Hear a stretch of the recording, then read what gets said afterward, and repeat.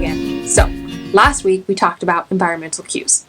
We started talking about just getting down on your child's level, looking around, and wondering about all that they're having to visually process. To just get your mind thinking, to get curious. So, hopefully you were able to do that. Hopefully you had a minute or two to just get curious. This week, I'd love to talk to you a little bit more about your kids' zones. When I think about your kids' zones, I'm thinking about the spaces that they play in and how those exist within a given room. So, usually kids have somewhere around 1 to 2 rooms that are kind of dedicated to them, whether that's bedroom, playroom, both. And we use these spaces for a lot of their storage of their things and for their play. So each room can have multiple zones within it, and these zones can have goals. So this is where the environmental cues come into play. So start thinking about what kind of zones they need. The ones that come to my brain and my mind right off the bat are a quiet area for refreshment and for regulation. Sometimes, just like the rest of us, they need to be able to get away. And that can't necessarily be a whole other room, but it can be the corner of a room. Another zone I think of is imaginative play.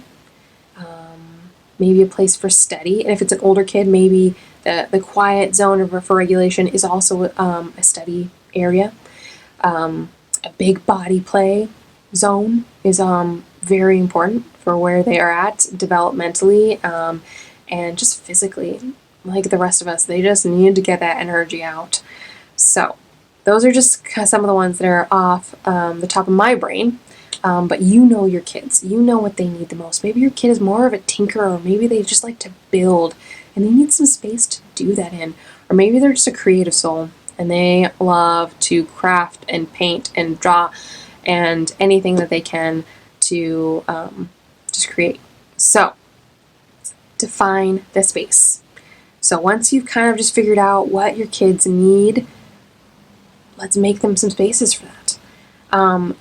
Within every room, you've got a baseline of what you can work with. So you've got things like bookshelves or toy bins or a couch, all these little things that already are existing in the space. And we can move them, we can do simple shifts to make that space feel really fresh and help your kids engage with it in a new way. So, simple things like an imaginative play area. Most people have some sort of little kitchen for their kids to play with. If you don't have that, some pots and a pan, and you've got yourself there. But if you do have a little kitchen, like that's the zone in itself. So think about how you're positioning it. Maybe put a little table in there too, and just kind of help square out that space. For a place for just that more quiet refreshment, quiet toys, soft things, throwing a simple little rug down really will set a boundary for that space. Shifting a bookshelf just so can all of a sudden create a little nook for them to enter into.